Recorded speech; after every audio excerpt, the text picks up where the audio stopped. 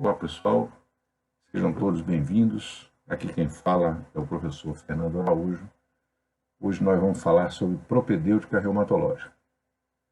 Essa aula inicia o programa da disciplina Reumatologia Teórica, que foi especialmente formulada para atender às orientações do semestre letivo suplementar, que é totalmente à distância. Nós vamos dar atenção nessa aula a duas questões. A primeira, por que aprender reumatologia? O que justifica a gente dar uma atenção específica a essa especialidade? E a segunda é o que, como clínicos, nós devemos fazer. Desculpa, corrigindo, o que devemos saber. Para responder essa primeira questão, a gente vai verificar os dados de uma pesquisa que é feita nos Estados Unidos desde 2006. Cada 3 anos, mais ou menos, eles atualizam, que é a pesquisa de dados de saúde, cuidados de saúde ambulatorial nos Estados Unidos. Essa pesquisa é feita pelo Centro Nacional de Estatística em Saúde, que é ligado ao CDC. E ele representa todo o universo de atendimentos ambulatoriais nos Estados Unidos, excetuando-se os centros federais, os comunitários e os hospitais de pronto atendimento. Fazendo uma adaptação aqui para a nossa realidade, ele representaria as doenças e condições para as quais nós deveríamos estar preparados a atender ao receber pacientes em um ambulatório, seja ele qual for, público ou privado, fora do atendimento de um hospital e de um posto de saúde. Esses são os diagnósticos agrupados pelo CID, Código Internacional de Doenças, sua 10ª versão, que é a atual. O grupo de doenças mais prevalente ambulatorialmente nos Estados Unidos são as doenças do sistema respiratório. Quase 10% dos pacientes que procuram um serviço ambulatorial nos Estados Unidos têm queixas nesse sistema.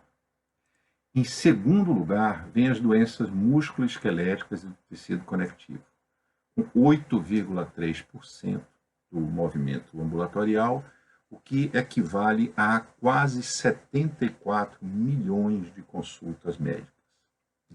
Entre as doenças do grupo M, das músculo-esqueléticas, a gente destaca as artrites infecciosas, as artrites crônicas, aí incluindo a artrite reumatoide do adulto e a artrite reumatoide juvenil, assim como as espondiloartrites, as artrites microcristalinas, as artroses, as colagenoses e as doenças osteometabólicas. As demais são quadros mais localizados.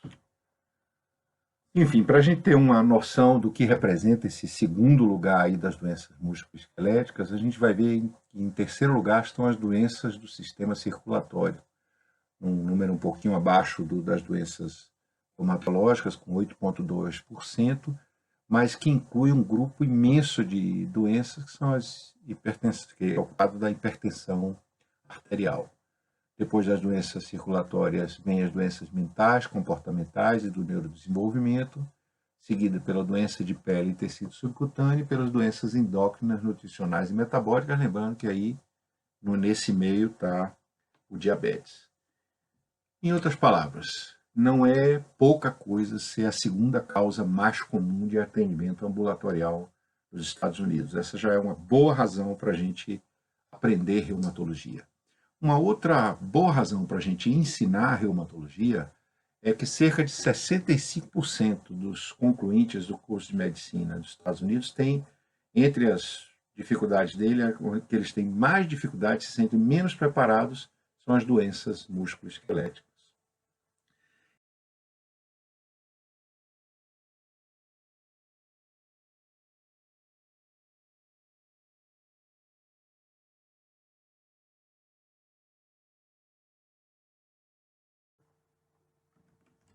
A questão é, como é que nós vamos identificá-las? Como é que essas doenças se apresentam? A maioria delas se apresenta como um quadro de dor mioarticular. Um número menor, mais significativo, se apresenta com queixas sistêmicas, com queixas polissistêmicas, na verdade. Entre aquelas com quadro de mioarticular, um grande número delas têm queixas ou achados axiais, ou seja, em coluna, embora a maioria seja de achados articulares propriamente ditos. Existem 3 situações que a gente precisa identificar nessas situações, que são a presença de quadro inflamatório, que pode permear tanto quadros axiais quanto quadros articulares, periféricos, a presença de quadro secundário, não é aquele primário de dor mecânica, normal, habitual do dia a dia, é um quadro secundário, mas não inflamatório, e a presença de sinais sugestivos de fibromialgia. Além disso, a gente tem que identificar em relação às queixas sistêmicas, aquelas que sugerem a presença de colagenose e aquelas que são sugestivas de manifestações reumáticas de doenças sistêmicas. O fato é que a gente realmente precisa conhecer as doenças reumáticas. Elas são prevalentes, elas são difíceis, entre aspas, por nossos alunos, e elas têm um impacto físico e psicológico bastante significativo nos pacientes, com disfunção, sofrimento psíquico, dano permanente e morte. E agora vem a questão que é que nós, como generalistas, devemos saber.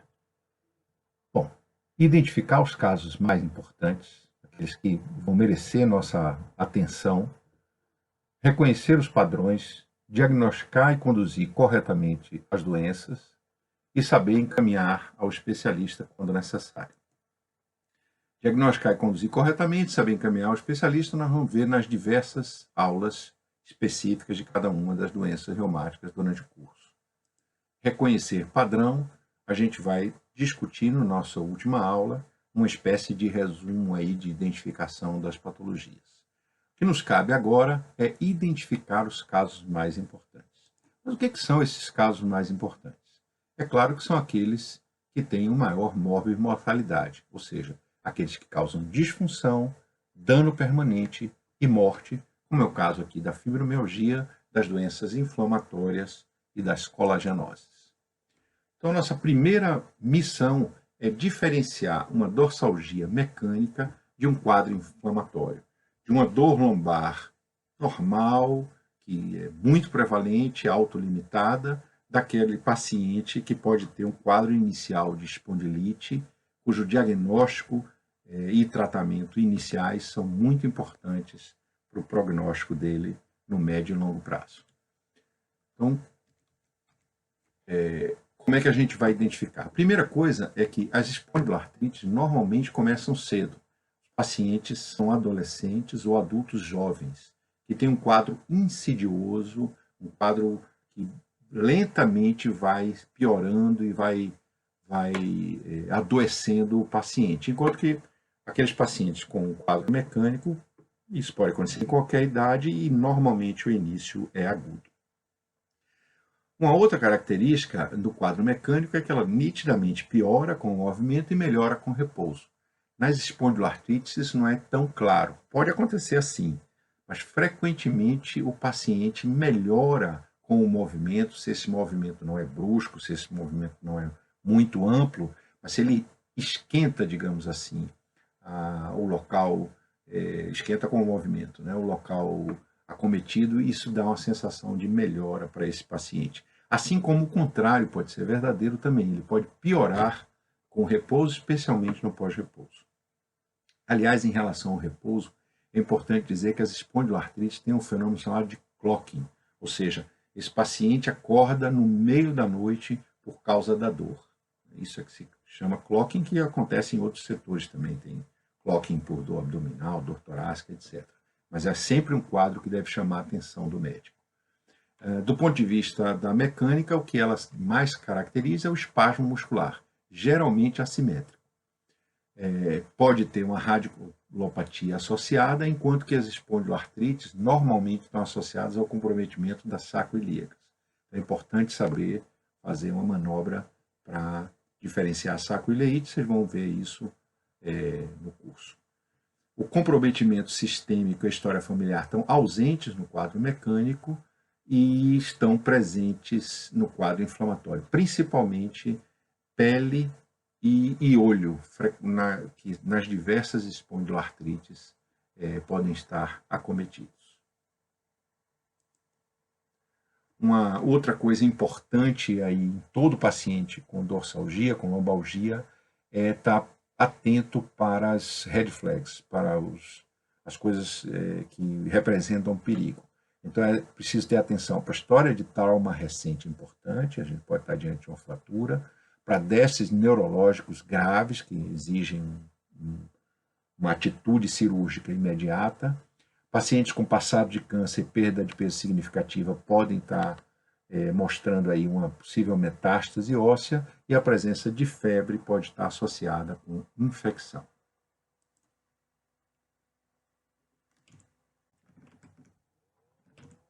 Segunda situação que nós vamos ver é tentar identificar entre os grande grupo de pacientes que têm dor crônica comum, aqueles que a gente deve pensar em fibromialgia. Então, quando é que a gente vai pensar em fibromialgia? Quando a gente tiver dor difusa crônica, nos 4 quadrantes, ou seja, acima e abaixo da cintura, do lado direito e do lado esquerdo, em pacientes que têm um sono não reparador, ou seja, independente do número de horas que ele durma, ele não repousa, ele não acorda descansado. São pacientes que têm fadiga diurna importante, têm distúrbios de memória, dificuldade de concentração, humor depressivo é muito frequente, e a presença de sintomas associados como intestino irritável, bexiga irritável, intolerância ao frio, etc. É bom estar atento também a pacientes que estão vivendo algum quadro de insatisfação laboral ou algum litígio legal, que podem ter suas dores cronificadas por conta dessas situações. A gente não vai falar sobre critérios diagnósticos aqui na aula, não é essa a intenção, mas como fibromialgia é uma situação bastante importante, bastante associada a sofrimento com os nossos pacientes, e a gente não tem uma aula específica de fibromialgia, eu coloco aqui para vocês e fica depois à disposição os critérios diagnósticos de fibromialgia do Colégio Americano de Reumatologia de 2010. Bom, a outra diferenciação que a gente deve fazer em relação aos casos mais importantes é o diagnóstico diferencial das artrites. A gente vai fazer isso através da caracterização sindrômica, através de 4 questõezinhas. Vamos fazer uma diferenciação complementar, uma sofisticação, digamos assim, um aprimoramento dessa caracterização sindrômica com 3 questões. E, por último, a identificação do paciente, principalmente em 2 dos seus principais aspectos.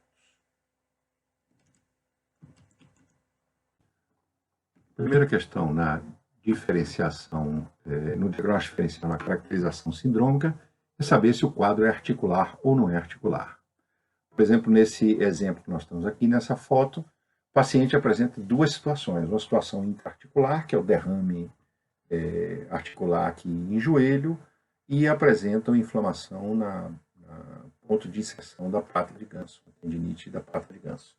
Em ambas as situações, ele vai referir dor no joelho.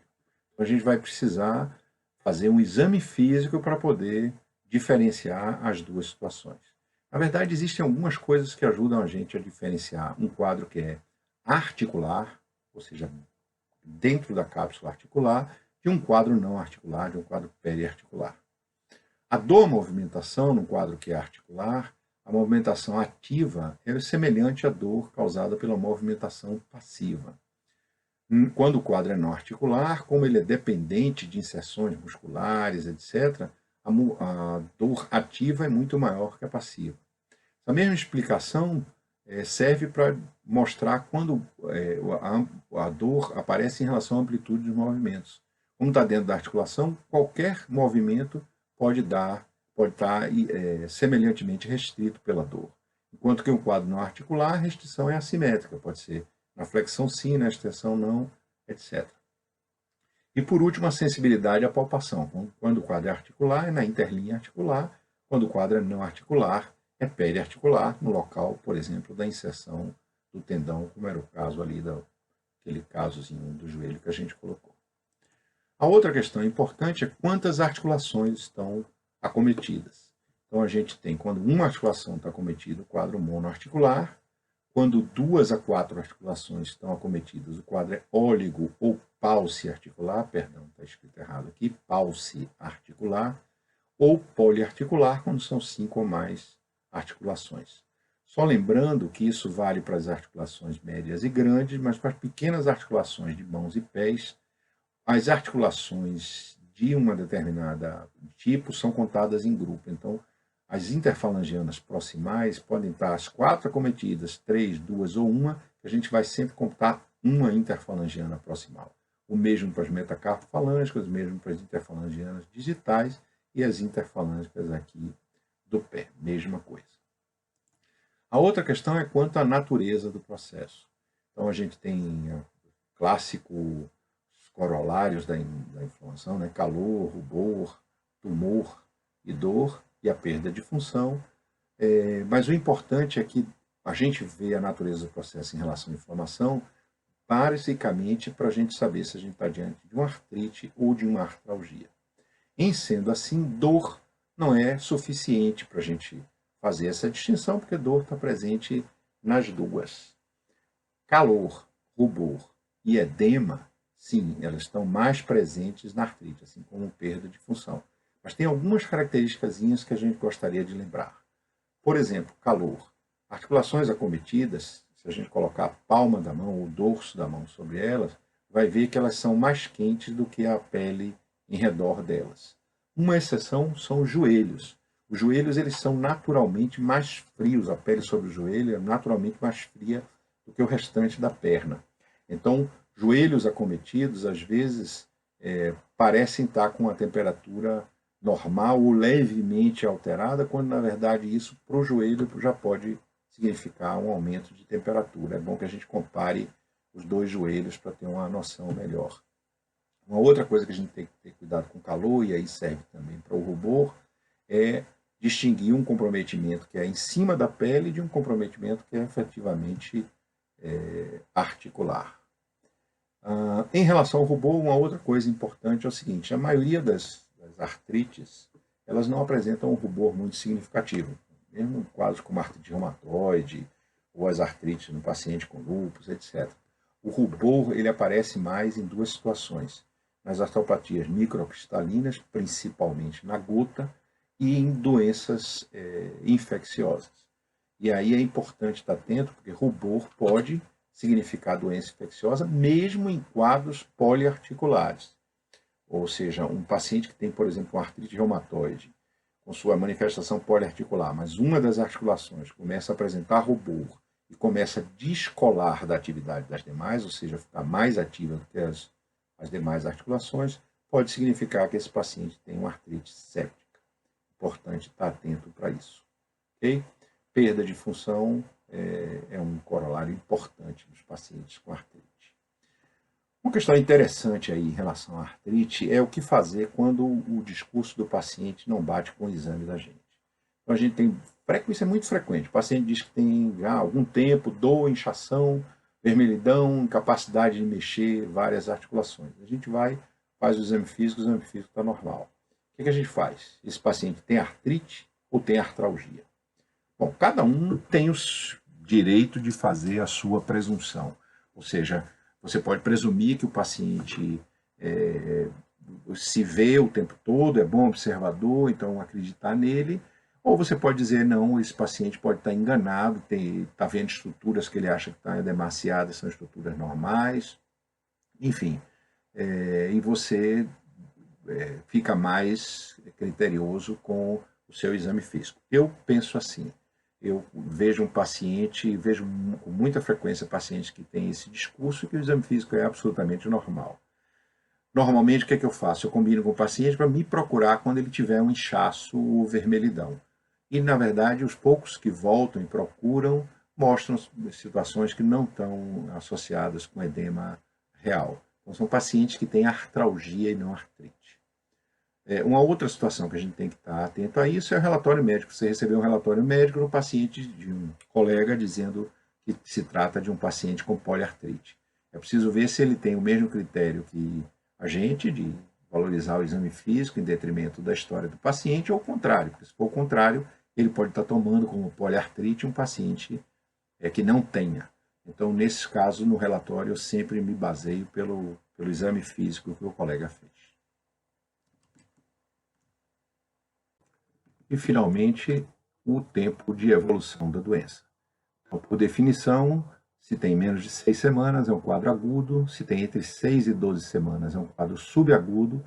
E se tem mais de 12 semanas, é um quadro crônico.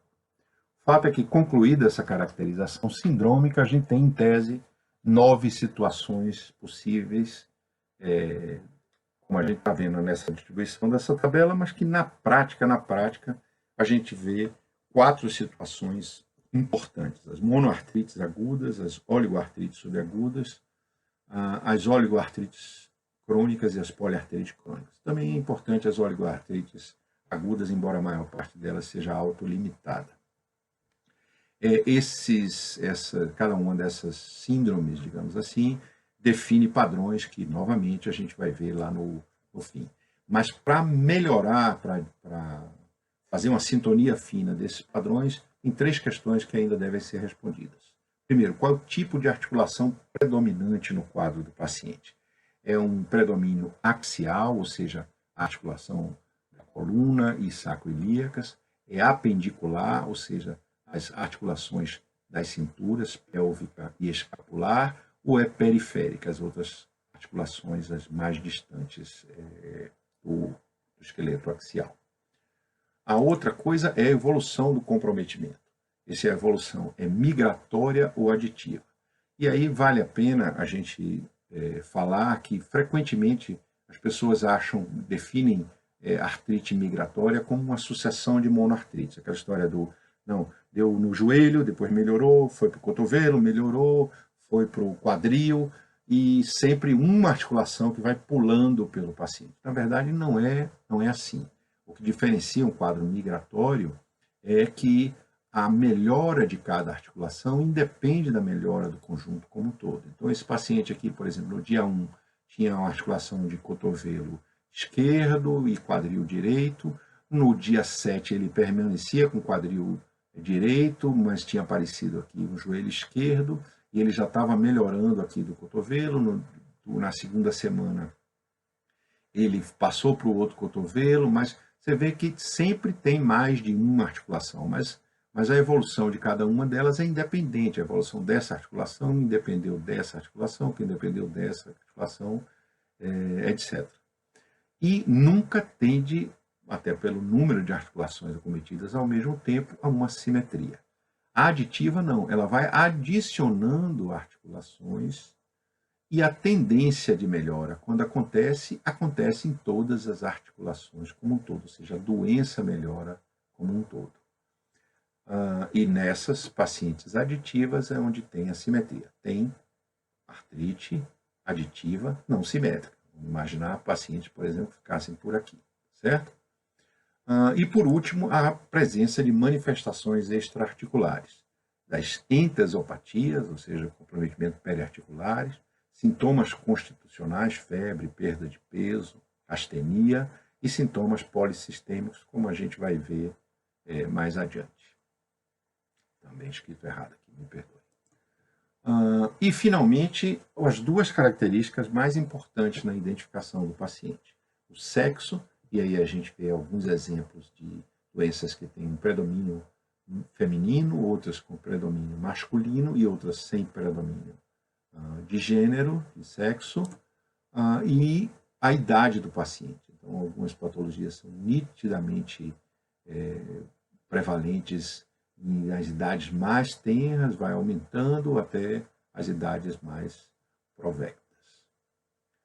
É claro que existem outras características do paciente, como ocupação, religião, grupo étnico, etc., que são importantes, mas sexo e idade são as mais importantes entre todas. No final das contas, com esses instrumentos que a gente fez, ou seja, caracterização sindrômica, diferenciação complementar, identificação do nosso paciente, a gente vai fazer os padrões das artrites e a gente vai ver isso lá na nossa última aula. E, finalmente, vamos lá para a última questão, que é o algoritmo das colagenoses. Primeira coisa a fazer é identificar caso suspeito. E o que é caso suspeito de paciente ter colagenose? É ter um quadro polissistêmico, ou seja, dessas várias manifestações que a gente vê aí no slide, ter pelo menos duas, frequentemente mais do que isso, e quanto mais sintomas desse ele tiver, maior a probabilidade que ele tenha uma doença sistêmica. A segunda coisa é utilizar a técnica de Gregory House. O que é essa técnica de Gregory House? Primeiro veja se não é lúpus. E, na verdade, eu não sei se House e eu raciocinamos da mesma forma. Certamente eu não faço diagnóstico de forma randômica e caótica como o personagem da ficção. E como vocês puderam ver até agora nessa aula, os diagnósticos são feitos por identificação de padrões e não pelo palpite de diagnósticos espetaculares e muito menos com as atitudes antiéticas que House mostra no seriado, né, como ele apresenta na série. Mas como show é show e vida real é vida real, o fato é que a gente deve mesmo afastar lúpus, porque o lúpus representa a maior probabilidade frente a pacientes com quadro polissistêmico, sem uma outra explicação plausível, em especial se esse paciente é uma mulher em idade fértil. Mas, como diz o bordão lá do House, it's not lupus, se não for lupus, a gente vai ter que ampliar o algoritmo para identificar alguns padrões e desses padrões tentar identificar algumas das patologias. Então, como a gente tem visto aqui na aula, esses padrões ficam aí para o futuro. Concluindo, pessoal, as doenças reumáticas são muito prevalentes e apresentam um potencial de mortalidade significativo. O clínico deve estar preparado para identificar a presença de doença reumática, fazer o diagnóstico diferencial e tomar as condutas iniciais. E ele deve ainda saber identificar situações que devem ser cuidadas sob a liderança do especialista. Ele não precisa sair do caso, mas ele precisa levar o caso junto com o especialista. Grande parte do que a gente disse aqui está na leitura recomendada, que vem junto com essa aula, que é a anamnese dirigida às artrites. Esse material já está na página do AVA, do Moodle, do curso, e a gente submeteu ao repositório da UFBA. Se já foi publicado, está lá como anamnese dirigida às artrites, material didático 1. Agradeço a atenção de vocês e estou aberto a responder as questões. Obrigado.